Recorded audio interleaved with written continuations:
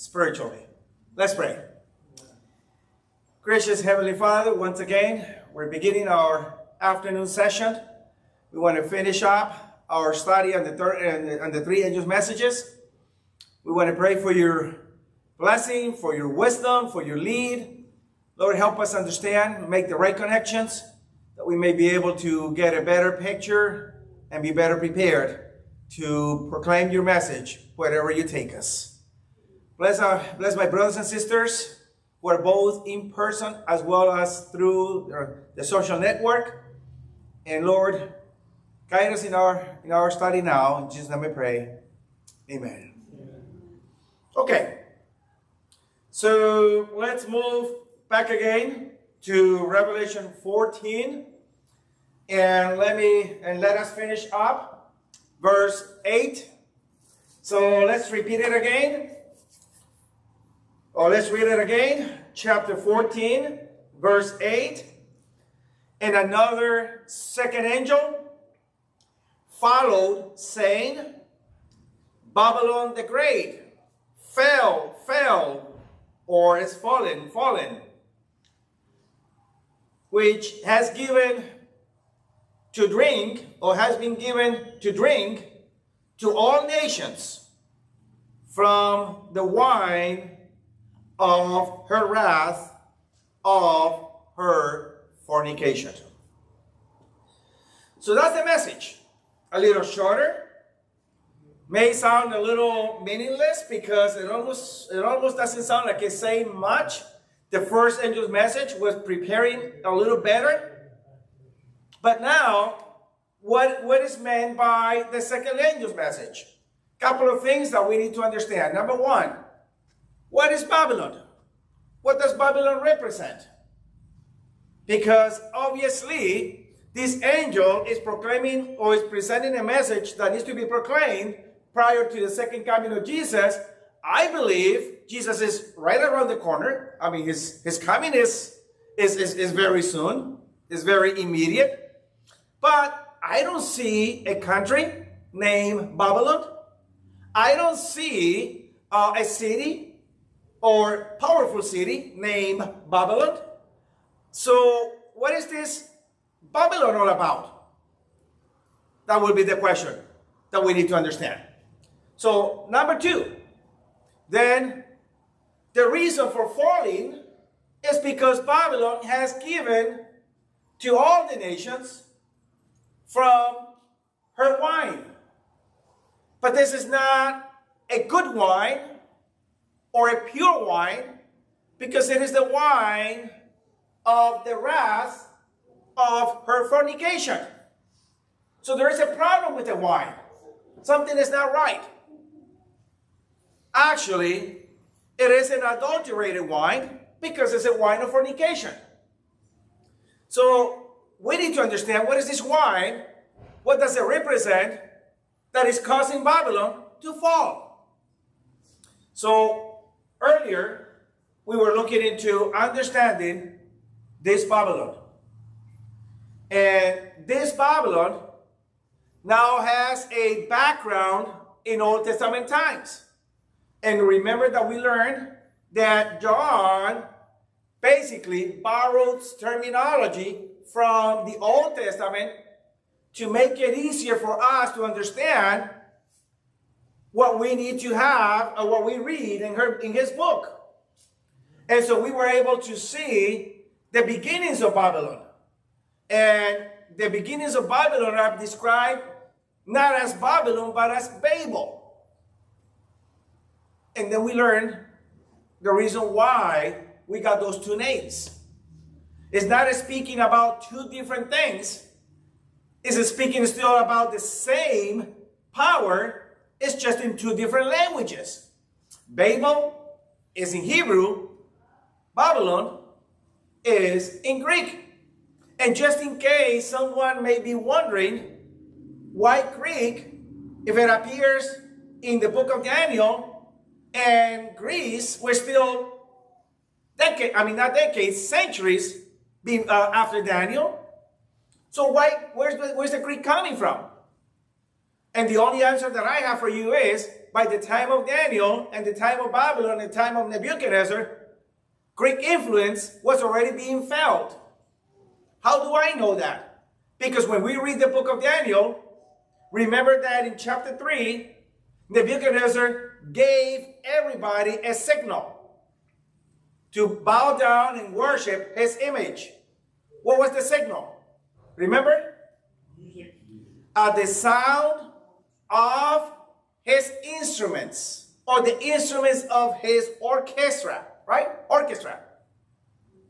And then the names of the instruments are provided there. Guess what? Even though chapter 3 of Daniel is written in Aramaic, the names of the musical instruments mentioned in chapter 3 are not given in Aramaic, are given in Greek. So that means then that Greek influence was already being felt, to the point that Daniel adds the names of those instruments in the original Greek. He doesn't translate them into Aramaic. So then we can see the name already there. So now, who was this Babel? And I'm kind of reviewing a little bit, so we can have an idea. So what was this Babel all about? It was a place that was built as a counterfeit to the Garden of Eden. Remember? The tower was supposed to reach where?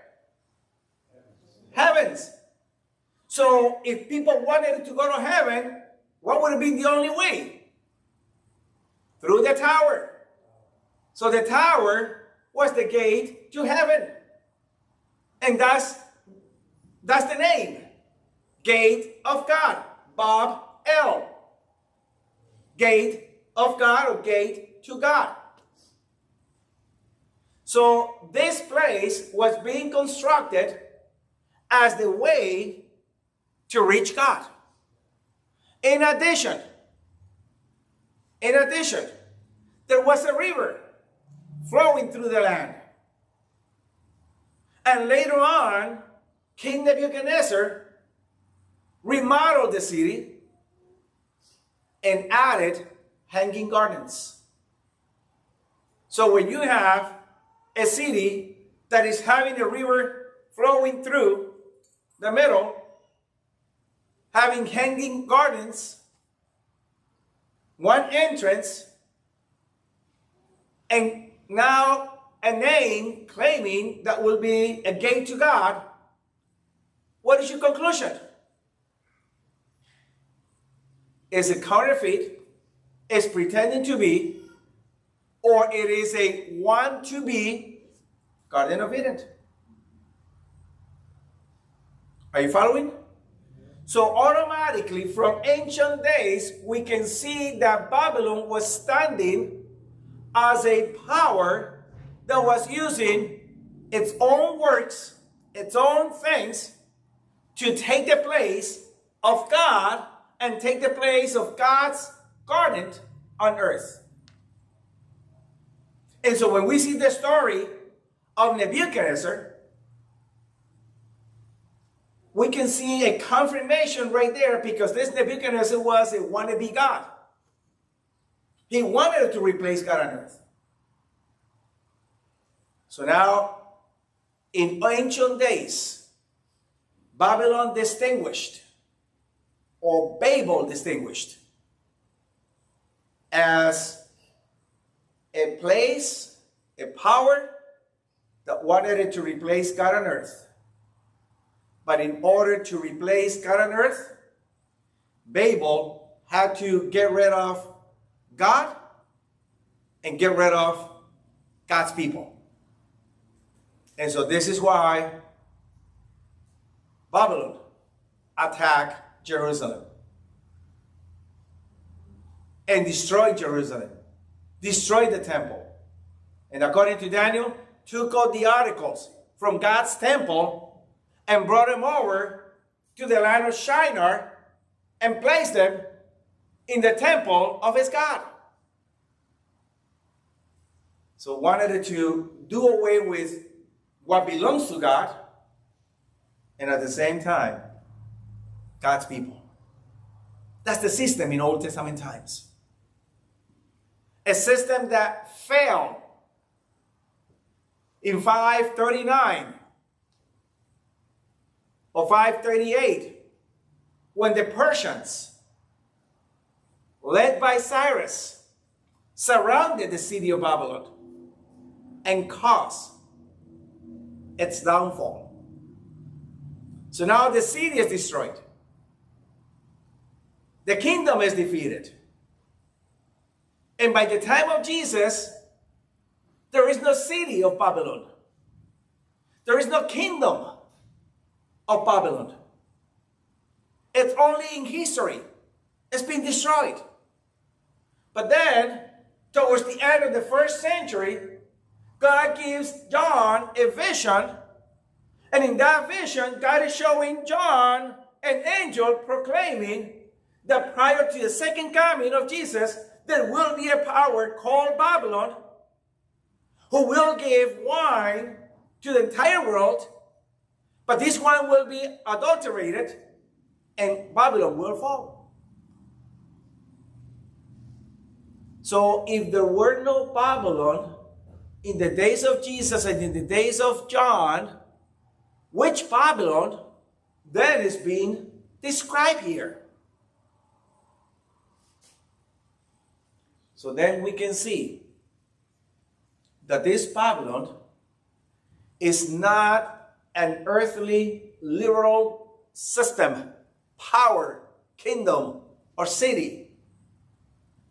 It is a spiritual system that will arise in the world, will behave like Babylon of old, and will try to be also a want to be God on earth, and will then oppose God and oppose God's people.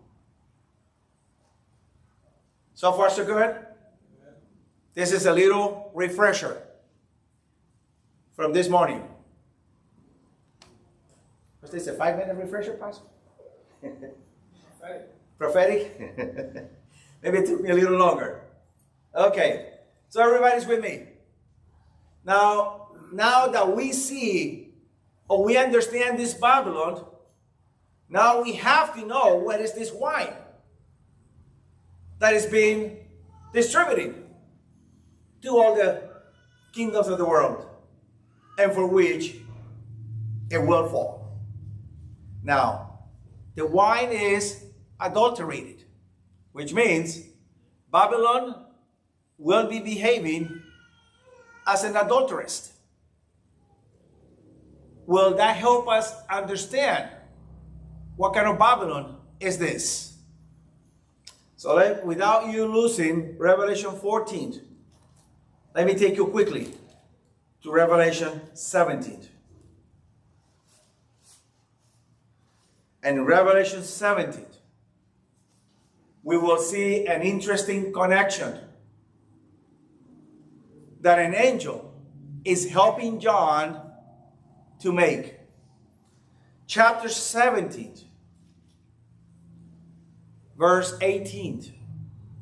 Chapter 17, verse 18. Who is this Babylon? And the woman which you saw is the great city. Now, how is it called in Revelation 14:8?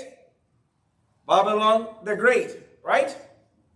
So the woman which you saw, or whom you saw, is the great city, having kingdom, or having a kingdom over the kings of the earth. So now, Who is this Babylon?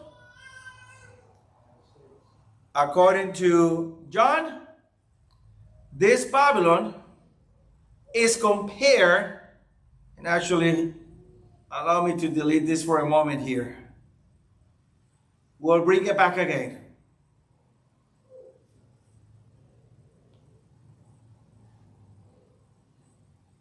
Is compared to a woman.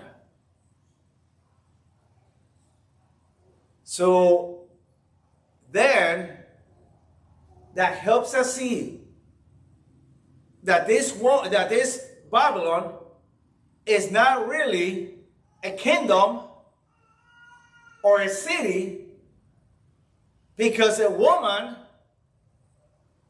in biblical data represents a religious group, religious people, otherwise known as church. But what is the condition of this woman? What is the condition of this woman? If we go up to verse 1, same chapter 17, but verse 1, one of the 7 angels having the 7 vials came and spoke with me. John is saying, spoke with me, saying, "Come, I will show you the judgment of whom? Of the great harlot, the one who's sitting upon many waters." Now, this woman is called how? It's called the great harlot. And Babylon was given adulterated wine. So no wonder we're seeing the connection. And we're saying that that wine is adulterated because now it is presented as a harlot. So now we are beginning to understand that this woman, or this Babylon, who is also represented as a woman, then points to a church, a religious group, or religious entity, however you want to call it. But this woman, who is a church, is also called a harlot. That means then that this church used to be good, but has corrupted. And this is why it's called harlot. At one time, it was good, it was pure, but then it became corrupted. Now, let us see a little description about this woman. I think that description is going to be very helpful. So, verses 4 and 5, Revelation 17, 4 and 5 will give us that description. How is the woman dressed? So, the woman, verse 4, was dressed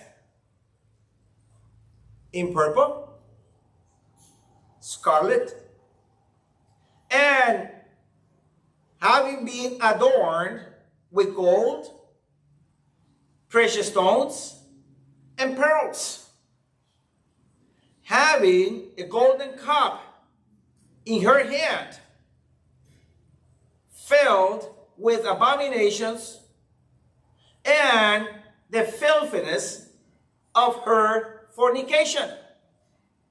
Verse 5. And over her forehead a name having been written: Misery, Babylon the Great, the mother of all harlots, or of all fornications, and of all of the abominations of the earth. So, what's the description here? Number one, what are the garments?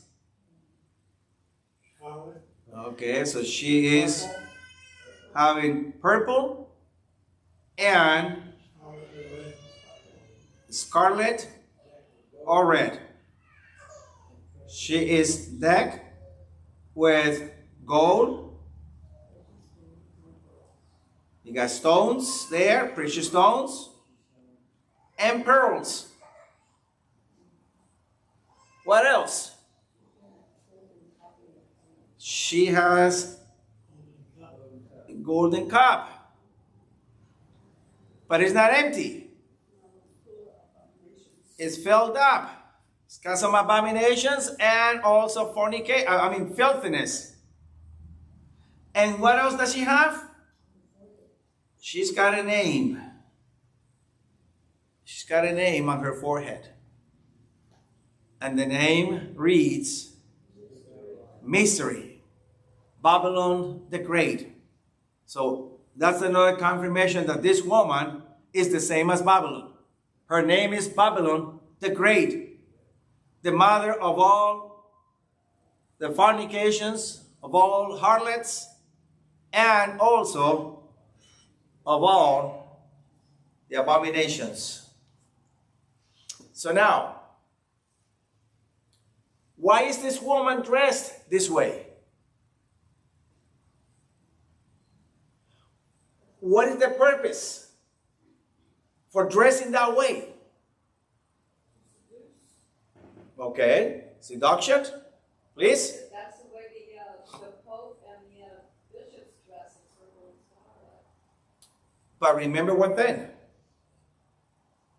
Pope and bishops did not come until centuries later. But that's okay, so the future. Okay, but John is seeing it in his days and saying it fell. Now it will fall. So he's seeing it from his days. So if he's seeing it from his days, that means then that someone in his time or before his time used to dress that way. Okay, yes. Okay. If it were pure, yeah. But she doesn't have white. So then who used to dress that way? What is our principle that we have learned? Go back to the Old Testament. You see, last night I mentioned it's easy to say, but now we're going to practice it, right? And that's what we've been doing. So hopefully by now you already have an idea how to use the scriptures. So one more time. If John is borrowing from the Old Testament, then we must look for someone who used to dress that way in Old Testament times. Who was that? High priest. Who was that? High priest. Was it the high priest? What do you think? If you go to Exodus chapter 28, in Exodus chapter 28, God is instructing Moses to make priestly garments for Aaron and his children. What was the composition of those garments? Well, let's go to Exodus for just a moment. 28. What was the composition of those garments? Let's look at it. Beginning in verse 5. They shall take gold. What else? Blue, purple, scarlet. Is that something familiar?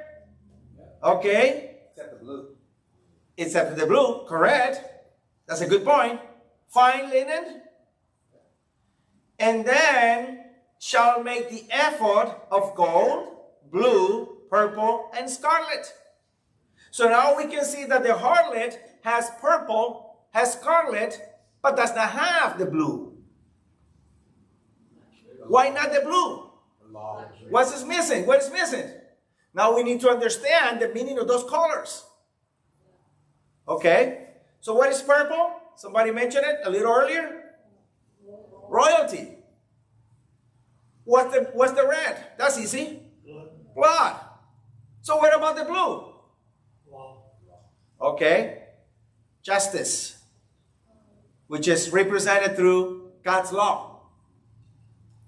So now, this woman is dressed in purple, indicating she does not have a problem with royalty, God's royalty. She has scarlet, indicating she does not have a problem with God's blood. But she does not have blue, which also indicates she has a problem with God's law or God's justice. So it is a system that now we begin to see has a little problem or a big problem, is in opposition to God's law.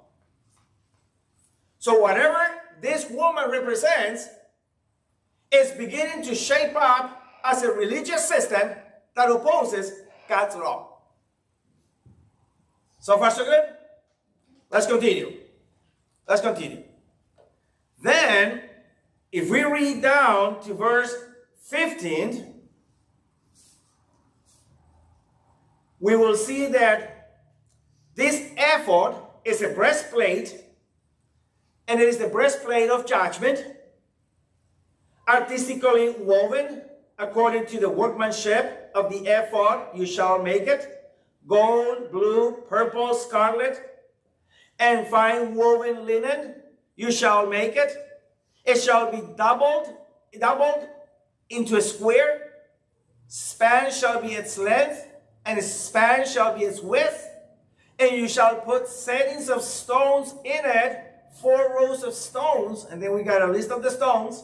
And then verse 20 says that they are all set in gold settings. So we got gold and the priestly clothes. We got precious stones and the priestly clothes. And it has gold. It does not mention pearls. And she has pearls. So she's removing a color and she's adding a stone that hasn't been reflected in Old Testament times. So now this is a system that has no problems adding or taking away to God's plan, to God's instructions. So far, so good? Okay. Did priests used to have cups to serve God in the sanctuary? What do you think? We may not read that. We may not read too much about it. But they did. They were drinking from golden cups. Remember the feast that Belshazzar was doing? And when he was drunk, he ordered that the cups from the temple that were brought by his grandfather Nebuchadnezzar be brought so that they can continue drinking from them. So there were cups in the sanctuary. But what about the name now? What about the name? Was there a name on the priest's forehead? Holy to the Lord. Holiness unto the Lord. Which is in contrast to mystery, Babylon the Great. So then, when we see that, what are we finding? We are finding that this woman is dressed or is dressing as a high priest. And the question is, why would she be dressing like a high priest? Which will make her a priestess. Why? That's what we need to discover then, or find out. What was the role of the high priest in Old Testament times?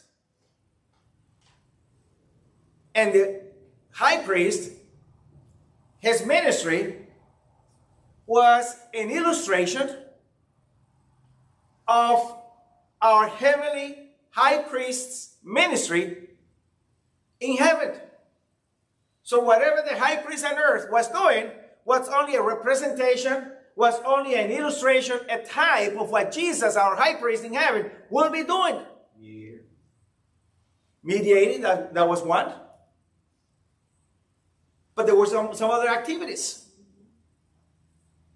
And Paul clearly says that Jesus is our high priest.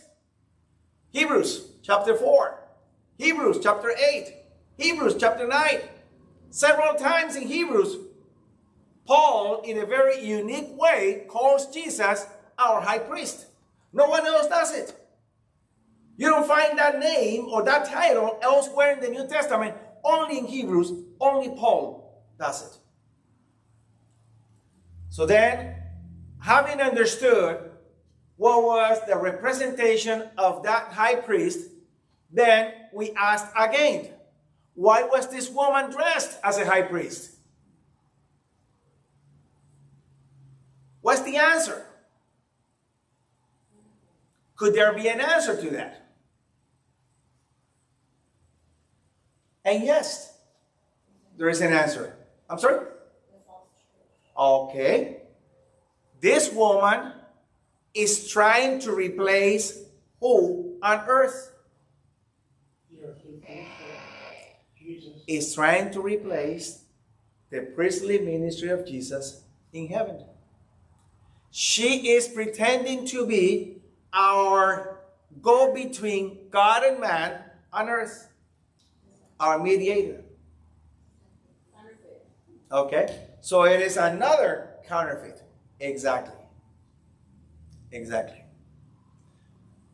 So are we understanding why then the first angel says, fear God, give glory to Him, and worship Him? Why? Because now on earth, a system, a religious system will arise wanting to take the place of Jesus on earth and wanting to be a mediator between God and man. So far, so good? Are we done? Maybe a couple more things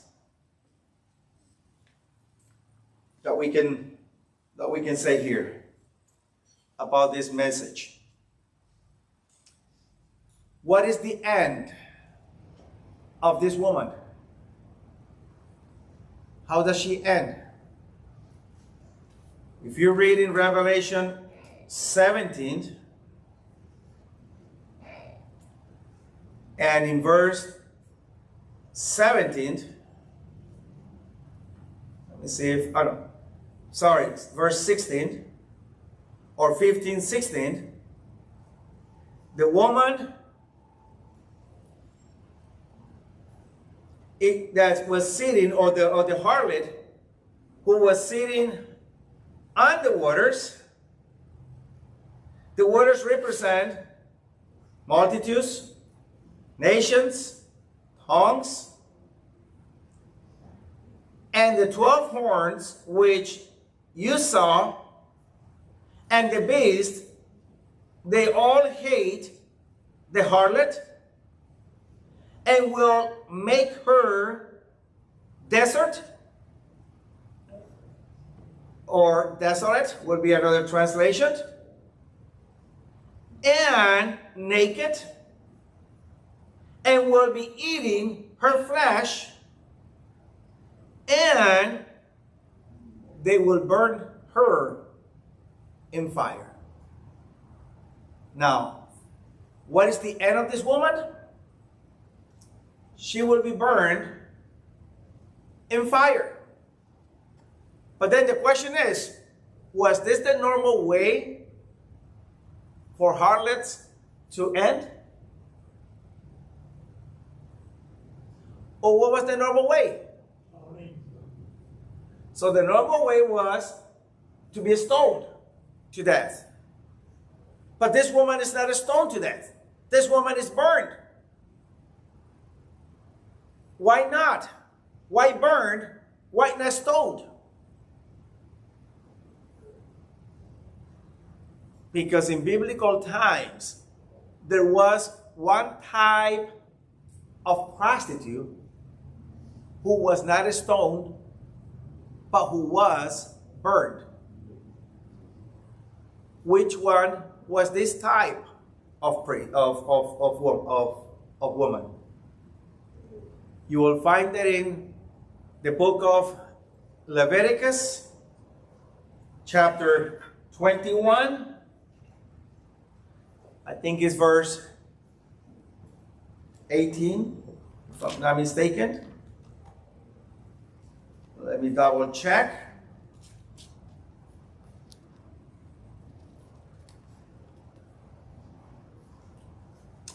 No, it's not chapter 21. Sorry about that. Maybe 1921?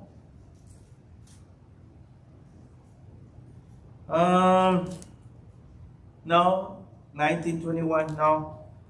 Hold on. Give me a second, please.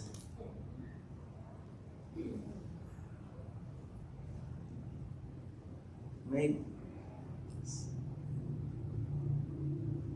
Okay. Give me a moment. So sorry.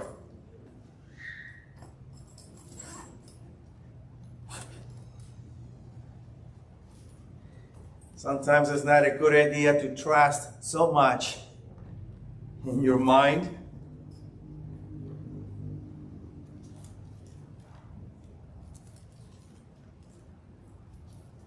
You're doing better than me. Well, that makes me feel better. Thank you.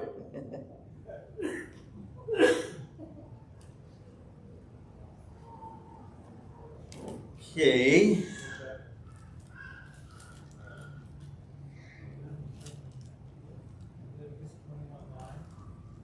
Is it 21:9?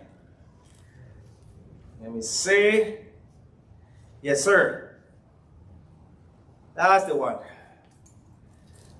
So I wasn't too far off, huh? Right chapter, incorrect verse. Verse 9. The daughter of any priest, if she profanes herself by playing the harlot, she profanes her father. What is the end? Shall be burned. So then, we have a confirmation that this woman will end up like a priestess harlot in ancient days. So her intentions were to be a priest, replacing Jesus on earth, taking the place of Jesus on earth. So far, so good? Can we understand now why this system is fallen? It is a religious system that pretends to take Jesus' place on earth, and there is no way anybody can take Jesus' place on earth. There is no way. Now, remember that Babylon fell because she had given wine to the world. So what is the wine then? Because this woman has a cup, and that cup is also filled. Supposed to be wine, right? But then it says that it's filled up with the abominations Over fornication. and filthiness of her fornication.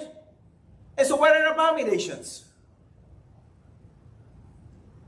That's where we begin to look into the scriptures one more time. What is an abomination? If we take a concordance and we look for the word abomination in the concordance, we will find a list of texts. And if we begin checking each one of those references, we'll be very surprised. Let me give you a couple of examples. Deuteronomy 18. God says, let no one be found among you who consult the dead, who practices witchcraft,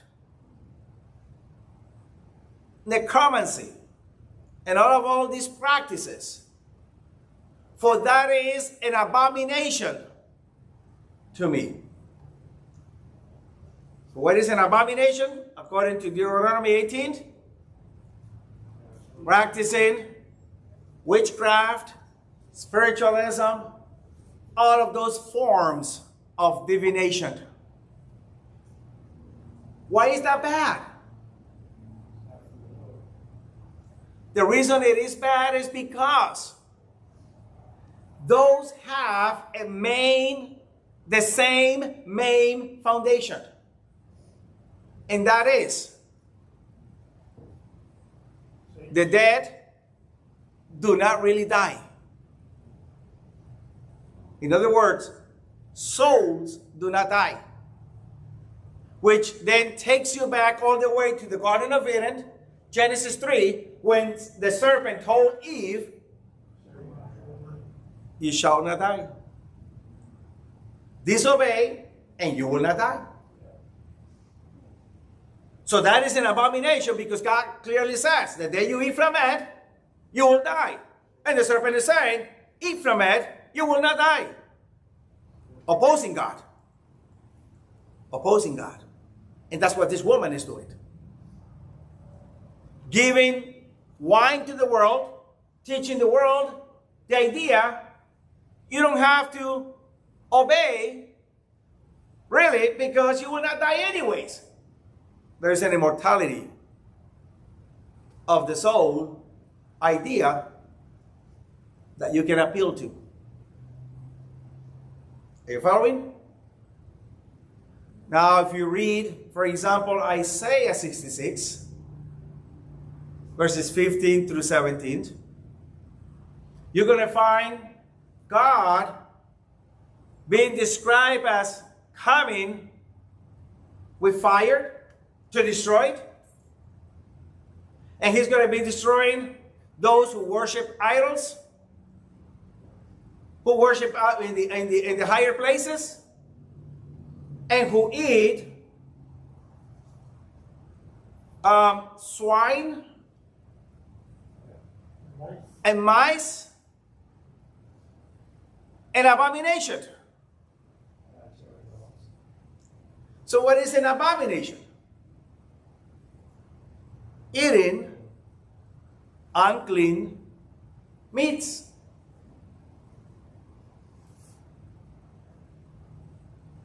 And so this woman is giving wine to the world, saying it's okay to eat whatever. Her sanctifies everything. As long as you do it for God's glory, doesn't matter what you eat. But God is saying it's an abomination. So now, can we understand why Babylon is falling? It's not that Babylon is giving literal wine to the people, but that wine is representing a teaching. It's representing a belief. So it's giving to the world ideas that are biblically incorrect. And so the world is being deceived and is being drifted away from God. Another gospel? Another gospel. Exactly. which Paul had already spoken about in Galatians. Exactly. This is why I call fake gospel. Well, actually, Pastor, I don't want to take credit. You gave me the title. I called it the counterfeit gospel, and he says, nah, that's too old. Let's make it more modern. Well, with good news earlier, fake news, contrast. Oh, there you go. You see? You got a smart pastor here. Give him credit, please.